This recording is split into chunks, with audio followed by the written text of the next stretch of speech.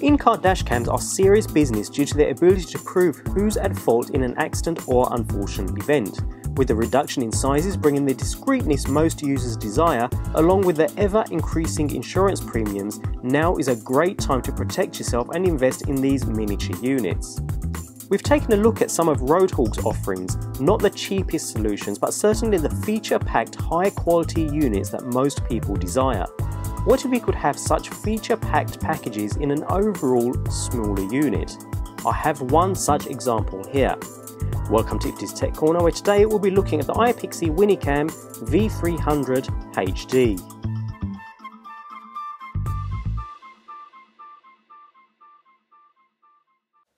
iPixi is a relatively new company formed in July 2012. Their mission is to bring to the market reasonable priced products of a high quality, reliability and functionality.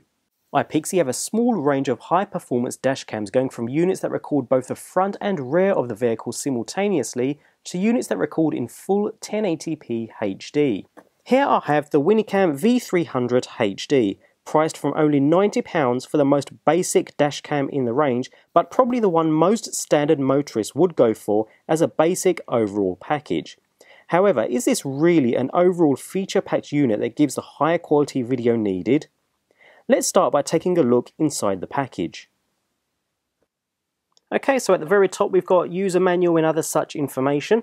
We then have the actual camera itself. We'll take a closer look at that in just a moment. Also within the box we have the actual power adapter, so your standard cigarette power socket adapter in your vehicle up to the actual camera itself. We then have a small bracket which holds the camera in place. This also has a GPS module built into the top of the bracket here, although you can purchase this entire package without GPS if you prefer. And finally in the box we have an 8GB micro SD card. Again, there is an optional upgrade to have a 16GB card included in the box instead. We'll cover that later in the video. And finally, we have a micro SD USB card reader. So all in all, it's a pretty comprehensive package, including everything we need to actually get the system up and running. The sleek, modern design of the unit is appealing to the eye, yet discreet enough to go unnoticed unless someone really looks closely for it. Even if seen, its sleek 11cm wide design fits in, even in the most high class of vehicles. Now the unit incorporates a 2-megapixel sensor at the front which captures 720p HD footage at up to a smooth 30 frames per second. Also on the front of the unit we have a security LED just here, which provides some good feedback to the user, as well as acting as a great deterrent to others. The connectors are lined up across the top of the unit to keep the entire setup as neat as possible. Here we have the actual power input and a port for connecting an external video cable, which is sold separately, and finally we have the input for the GPS module. Both sides are pretty clear from any functions or features other than the micro SD card slot conveniently located on this side here for you to insert the included 8GB memory card. Bear in mind that this 8GB card will record around 3 hours of video, whereas a 16GB card will record 6 hours. The system will loop and record over the older files, so you'll never miss the last 3 hours of driving with this 8GB card, which is probably plenty enough for the average user. Now the rear of the unit is where users will have the most interaction, so it's usually rather important for any dashcam. The record button here has a large presence on the back, since it's practically the only button on the entire unit, and it's used to capture events, which we'll look at later. Next to this here we have a record and power LED, along with a speaker here. The unit does provide spoken feedback on its status, so the user is kept fully informed when events are recorded and actions triggered. Finally, on the other side of the rear we have a microphone input to capture audio as well as video. Also to note, inside the unit we have a built-in G sensor to trigger the event recording, which we'll look into later, along with full speed and Google Maps placement data with the help of the GPS bracket also supplied within the package. The dashcam fits into this bracket very secure and snug, and we have a thumb screw on the side to make those fine-tuned adjustments once placed inside the vehicle.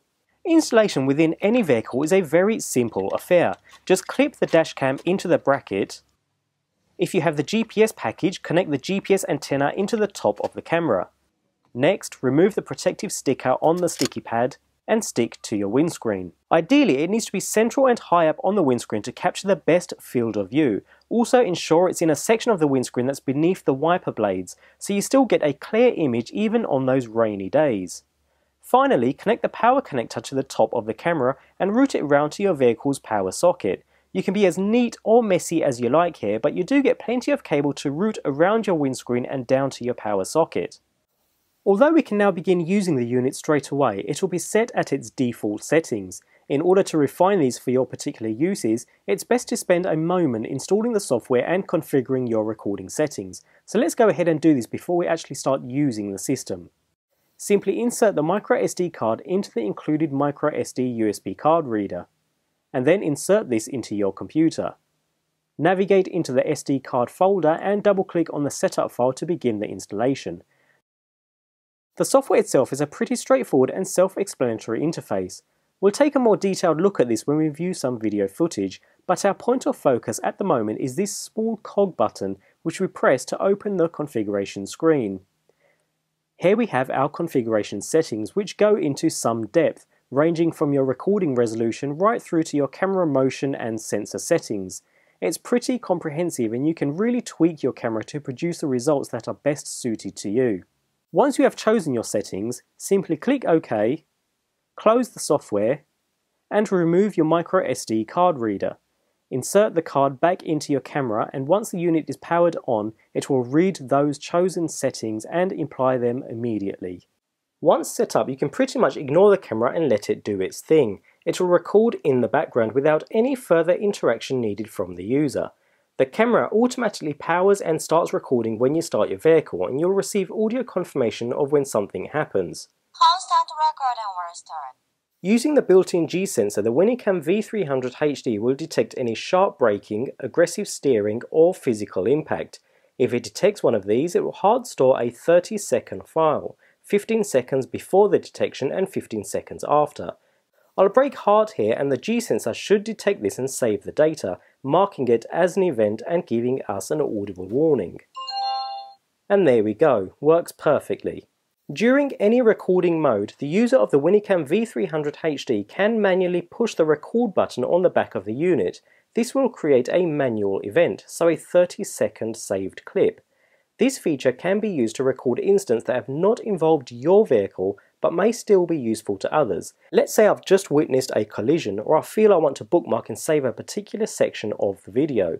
I'll simply push the record button to protect that portion of the video. And as we heard, we receive the confirmation that the event has been saved. The final recording mode is called parking mode. In this mode, events will be saved even when the car is switched off, so the camera automatically records a 30-second video just like an event, almost like continued surveillance for your vehicle, capturing anyone who hits your parked vehicle or damages it, for example, even when you're not around. We've already installed the software, so we simply insert the microSD card back into the computer before running the software itself. At the top here we have our settings buttons as well as print and screen capture buttons. The area you'll use more often is this panel on the right where we have all of our recordings listed. We can choose any of these to play back the video in the main playback window. We have three icons just above this where we can switch between all of our recordings taken in normal mode, our events, and any clips in parked mode. So if I click on the E button here, we have the bookmarked events we recorded earlier and we can get straight to them. These include the automatically saved events from the G-sensor detections and the manually recorded events from pressing the button on the rear of the unit. If you have purchased the package with the GPS sensor bracket, which is the package I would personally recommend, you can click the map button here to view a map of your location while playing back any video. Coupled with this, down by our playback controls at the bottom of the window, we have our G-force sensor data in the bottom corner here, as well as precise coordinates of the vehicle's location and current speed. All of this data gives a precise overview of the entire event. Imagine being able to pass this over to your insurance company as evidence. It's more data than they could ever need, and it all works wonderfully well. Video is crisp and reasonably sharp, colours are well balanced and vivid. Yes, it's not full 1080p video, but even at 720p you get some nice crisp footage and it's perfectly adequate for its intended use. If you want full 1080p video, iPixi do have a slightly more expensive model that can accommodate, but personally I feel for most users the video quality is more than adequate for the intended use of this camera. Any camera will struggle with recording in low light conditions, especially at night time. Camera sensors require a good level of light for clear, crisp recording. The WinyCam V300 does produce grainy images in low light, but the vehicle headlights and street lighting certainly help to produce video that's still of a usable quality even as evidential footage. I must admit, seeing this unit at the sub £100 price point I wasn't expecting too much, but after examining the unit close up, being able to see its high quality construction firsthand, and after using it for a while, I've actually been pretty impressed. I really don't see the need to spend any extra for more expensive units when this well-rounded, sleek and stylish dashcam provides all the information you could ever want or need. Whether it's for evidential footage, recording track days or all-day surveillance of your vehicle even when stationary, at this price point it's a no-brainer. I for one have no problems recommending the WinyCam V300HD. It certainly gets my seal of approval.